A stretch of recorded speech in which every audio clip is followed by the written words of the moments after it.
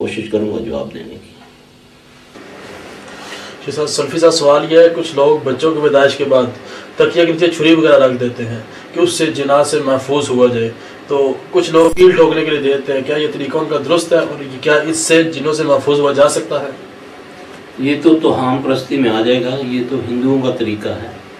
ہمارے نبی صلی اللہ علیہ وسلم نے تو ایک طریقہ بتایا کہ آیت الکرسی پڑھ دیا کرو، اس سے آدمی محفوظ، کیا بچہ وہ جس گھر میں رہتا ہے وہ اس سے محفوظ ہو جاتا ہے۔ دوسرا یہ جو کیلے ٹھوکنے کو دیتے ہیں کہ یہ اپنے گھر کے چاروں کونوں میں، اس کو پنجابی میں کہتے ہیں کلیانا، ہم نے گھر کو کلیا دیا، یہ قرآن پاک کی ایک سورت ہے، اس کو پڑھ کے تو یہ کیل ٹھوک دیتے ہیں۔ یاد رکھنا، کیل کا ٹھوکنا اور گرہ لگا کر پھونک مار کے گرہ لگانا یہ ایک چیز ہے، اس سے باندھ تو ہو سکتی ہے، اس سے فائدہ نہیں ہوتا۔ جیسے ایک آدمی دھاگا لیتا ہے، اس کو گرہ لگاتا ہے، نہیں جی میں نے تو قرآن پڑھا ہے۔ بعض اوقات ہمارے پاس آتے ہیں مریض، آتے ہیں، ہم جب ان سے اترواتے ہیں تعویذ وغیرہ یہ گنڈے جو ہیں، تو انہوں نے جی فلاں مولوی صاحب ہمارے محلے کے، انہوں نے اس پر قرآن پڑھ کے دیے۔ تو اللہ قرآن میں کیا فرماتا ہے؟ اعوذ باللہ من الشیطان الرجیم، بسم اللہ الرحمن الرحیم، قل اعوذ برب الفلق من شر ما خلق ومن شر غاسق اذا وقب ومن شر النفاثات فی العقد۔ جو پھونکے مارتے ہیں گرے لگا کر، میں اللہ تیری پناہ میں آیا۔ یہ نہیں بتایا کہ جو قرآن پڑھتے ہیں وہ جائز ہے، جو نہیں بغیر قرآن پڑھتے ہیں گرے لگا کر کچھ بھی پڑھنا اللہ کے قرآن، وہ جادو بن جائے گا، وقتی طور پہ شیطان فائدہ دے گا، کیونکہ یہ نبی کے خلاف جو بات جا رہی ہے۔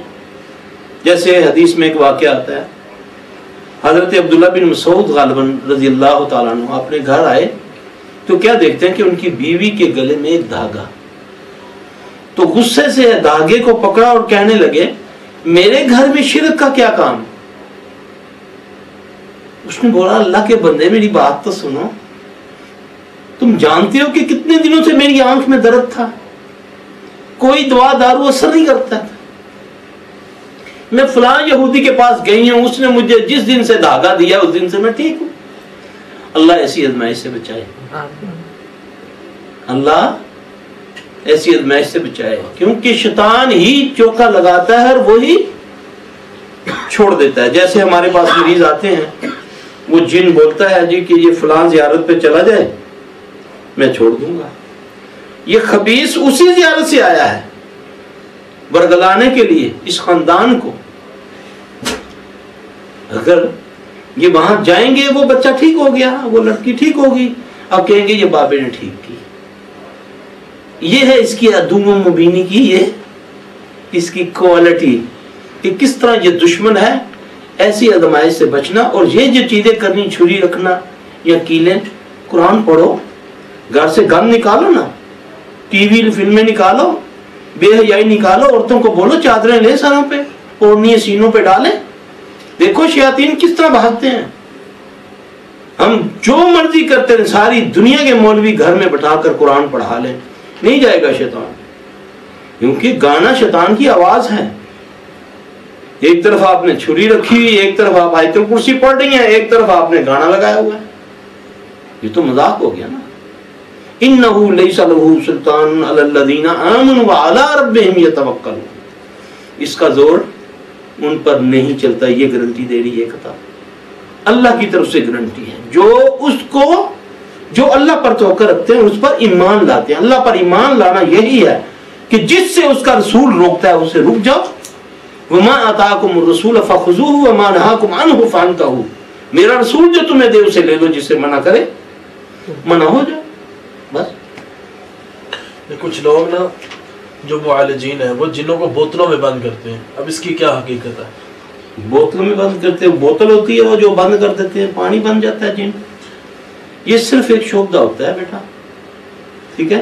جن کو قتل کیا جا سکتا ہے، جن سے قتل ہوا جا سکتا ہے، لیکن صرف ان کو بند کرنے کے لیے اللہ نے کس کو طاقت دی تھی؟ سلیمان علیہ السلام. نبی علیہ السلام صلی اللہ علیہ وسلم ایک مرتبہ نماز پڑھا رہے ہیں. نماز کی حالت میں ایک دم آپ صلی اللہ علیہ وسلم تھوڑی دیر کے لیے آگے اس طرح ہاتھ کر کے کافی دیر کھڑے رہے. اب صحابہ پیچھے ہیں, نماز میں حیران ہے کہ یہ کوئی شاید نماز کے اندر کوئی نئی بات آئی ہے.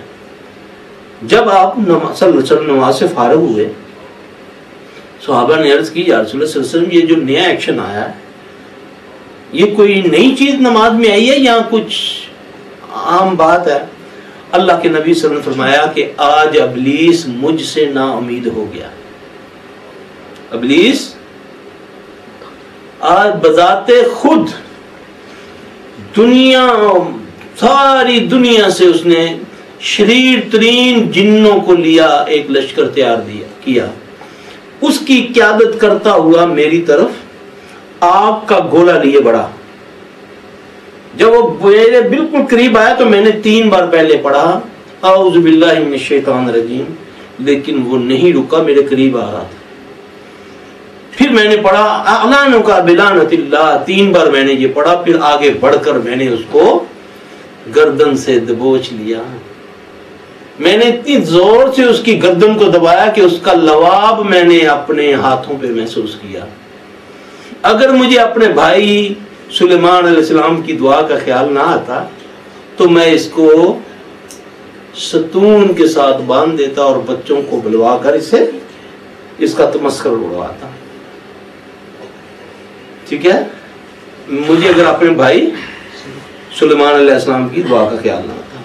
باقی مریض کو مطمئن کرنے کے لیے یا کوئی شوبدہ کرنے کے لیے تو یہ ہوتا ہے, ویسے نہیں ہوتا. کچھ لوگ کہتے ہیں کہ ہم نے جن قابو کر رکھے ہیں, تو ان کی یہ بات کہاں تک درست ہے؟ اصل میں جن قابو نہیں ہوتا, یہ جنوں کے قابو آ جاتے ہیں. یہ چلہ وغیرہ جو کرتے ہیں, اسلام کے اندر چلے کا کانسیپٹ نہیں ہے. نبی پاک صلی اللہ علیہ وسلم کی بتائی ہوئی دعائیں پڑھیں.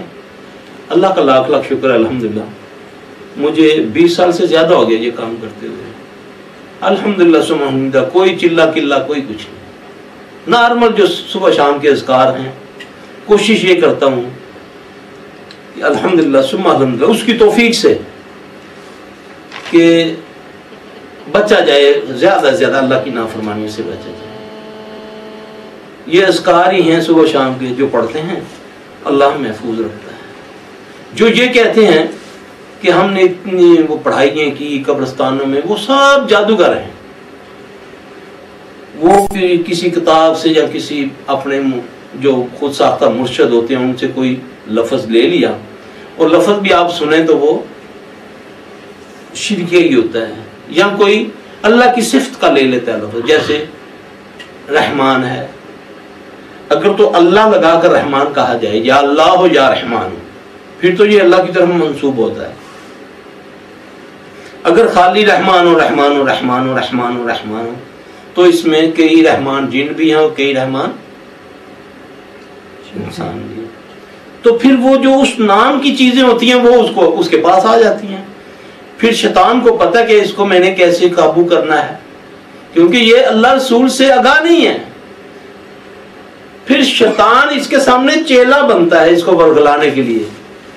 اس پر ظاہر ہو جاتا ہے, جی حضور میں آپ کا غلام, حکم کریں. یہ اس کو گھمنڈ آتا ہے کہ اب میں پہنچ گیا ہوں. اب یہ وہ کبھی خبیث کسی کے روپ میں آ جاتا ہے, کبھی کسی کے روپ میں آ جائے گا. نعوذ باللہ, کبھی کسی کو کہے گا میں موسیٰ ہوں علیہ السلام, کسی کو کہے گا میں عیسیٰ ہوں, کسی کو کہے گا میں فلاں ہوں, 11ویں والا ہوں, میں فلاں ہوں. کیونکہ یہ قرآن حدیث سے تو واقف نہیں ہے. اس نے تو استنجا بھی نہیں کیا ہوا, نہ اس کو آتا ہے, پاک ہونا نہیں آتا. قبرستان میں بیٹھا ہوا بغیر وضو کے پڑھائی کر رہا ہے, آگ جلائی ہوئی ہے, یہ جی جن قابو کر رہا ہے. جن نہیں, جن اس کو قابو کرتا ہے.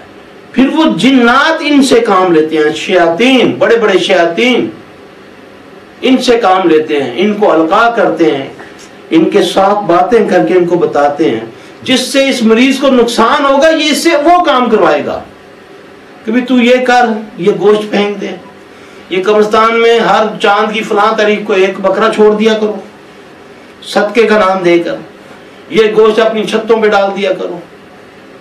یہ سمجھتے ہیں کہ ہم نے جنوں کو قابو کیا، حالانکہ جن قابو نہیں، یہ جنوں کے قابو آ جاتے ہیں. کیا جنات چوری کر سکتے ہیں؟ بعض لوگوں کا یہ خیال ہے کہ جنات صرف وسوسہ پیدا کرتے ہیں، جبکہ جنات اس چیز کی قدرت نہیں رکھتے کہ چیزیں ادھر سے ادھر کر دیں.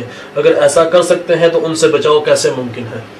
سب سے یہ تو سوال کے دو ہو گئے، ایک تو تائید ہوگی اور ایک نفی ہوگی. پہلا سوال ہے جو میں نے ابھی اپنے اس میں درس میں نے ابو ہریرہ رضی اللہ عنہ کا واقعہ دیا ہے. کیا وہ جن تھا یا انسان تھا؟ چیز چوری کر رہا تھا یا نہیں کر رہا تھا؟ اس سے کیا ثابت ہو؟ اس سے ایک اور بھی واقعہ ملتا ہے آپ کو. حضرت ایوب انصاری رضی اللہ تعالیٰ عنہ کے گھر میں چھوٹا سا کمرہ تھا، وہ بیان کرتے ہیں. تو وہاں پر بند کھجوروں کا ایک میرے پاس بورا تھا. محسوس ہو رہا تھا کہ وہ بند ہے اور کم ہوتا جا رہا ہے. سلا ہوا بوری کھجوروں کی بند ہے اور کم ہوتی جا رہی ہے. تو ایک دن میں کھڑا ہو گیا اس کمرے میں چھپ کے، تو دیکھتے ہی دیکھتے میں کیا دیکھتا ہوں کہ ایک انسان نما جانور وہ ایک دم نمودار ہوا. تو میں نے آگے بڑھ کر اس کو پکڑ لیا. یہ صحیح روایت ہے. یہ آپ کو نا فضائل آیت الکرسی بھی ایک کتاب ہے، اس کے اندر یہ بڑا زبردست واقعہ لکھا ہے. فرمایا میں نے آگے بڑھ کے اس کا ہاتھ پکڑ لیا. اس کا ہاتھ میرے ہاتھ میں اس طرح تھا جیسے ریچھ کتے کا ہاتھ نہیں ہوتا، اس طرح بالوں سے بھرا ہوا. تو میں نے کہا تو کون ہے؟ انسان ہے یا شیطان جن؟ اس نے بولا میں شیطان ہوں، اور مجھے پتہ چلا کہ مدینے میں ایک نبی آیا ہے جس کی امت پر صدقہ حلال ہو گیا ہے، میں اس میں سے اپنا حصہ لینے آیا. تو جب میں نے اس کو جکڑنے کی کوشش کی تو کہتا ہے اگر تم آیت الکرسی پڑھ لے گا تو میں نہیں آؤں گا. اس سے کیا ثابت ہوا؟ میری اور آپ کی حیثیت کیا ہے؟ خیر القرون کے بعد دور کی بات کر رہا ہوں، میزبان رسول کی بات کر رہا ہوں نا. ایوب انصاری رضی اللہ تعالیٰ عنہ میزبان رسول ہیں. تو ان کے گھر میں ہو سکتا ہے. تو یہ تو بیٹا دلیل کے بغیر بات انکار کر دینا یہ صحیح نہیں ہے. یہ چوری کرتے ہیں. قرآن کا واقعہ ملکہ بلقیس کا تخت کون لے کر آیا تھا؟ اس نے تو بولا ابھی آنکھ چھپکیں گے تو میں لے آؤں گا. تو ادھر ادھر چیزیں کر کے چیز کیا وہ تو پورا تخت لے آیا اٹھا کے. صحیح. جیسے ہم نے ابھی فرمایا کہ جنات انسانوں کی شکل میں آ سکتے ہیں، پھر ان سے پہچان کیسے ممکن ہے؟ کیسے پہچانا جائے کہ یہ انسان ہے یا جن ہے؟ ہاں پہلے تو اس کو ثابت کروں آ سکتے ہیں کہ نہیں. ایک تو یہ میں نے بات کی، ایک صحابی آ کے عرض کرتے ہیں یا رسول اللہ صلی اللہ علیہ وسلم، مسجد نبوی نبی علیہ السلام موجود، صحابی رسول آپ کے ساتھ نماز پڑھنے والا عرض کرتا ہے یا رسول اللہ صلی اللہ علیہ وسلم کچھ دنوں سے نماز میں خشوع خضوع ختم ہو گیا ہے، کوئی مزہ نہیں رہا. یا رسول اللہ صلی اللہ علیہ وسلم میرے ساتھ ایک بندہ نماز پڑھتا ہے، سبحان اللہ کیا ہی کہنے. اب دعا فرمائیں کہ اللہ جس طرح وہ نماز پڑھتا ہے اس طرح میں پڑھوں. قربان جاؤں رسول اللہ صلی اللہ علیہ وسلم. فرمایا تجھے بقرہ کی دو آیتیں آتی ہیں، یہ علاج بتا رہے محمد صلی اللہ علیہ وسلم. ہاں یا رسول اللہ آتی ہیں. آپ نے فرمایا اس کو پڑھا کر. جب اس کو اس نے پڑھا چند دنوں کے بعد اللہ کے نبی صلی اللہ علیہ وسلم کو ملا. آپ نے پوچھا ہاں بھائی کیا حال ہے تمہارا؟ یا رسول اللہ صلی اللہ علیہ وسلم ٹھیک ہے نماز بہتر ہوئی ہے. فرمایا وہ تمہارے ساتھی کا کیا حال ہے؟ یا رسول اللہ صلی اللہ علیہ وسلم اس دن سے وہ نہیں آ رہا. اللہ کے نبی مسکرائے. آپ نے فرمایا وہ شیطان تھا. ثابت ہو گیا. اچھا اس کی پہچان کیا ہے؟ جن جو انسان کے روپ میں ہوگا اس کی نظر ٹھہری ہوگی ایسے ایسے نہیں کرے گا. جو انسان کے روپ میں جن انسان کے اندر آئے گا تو وہ تو انسانوں جیسی حرکت کرے گا. اگر انسان کے روپ میں آئے گا زیادہ تر یہ جو کتوں کے، کووں کے، چیلوں کے، سانپ بچھو کے روپوں میں آ کے یہ کرتے ہیں. انسان کے روپ میں بھی یہ ظاہر ہوتے ہیں.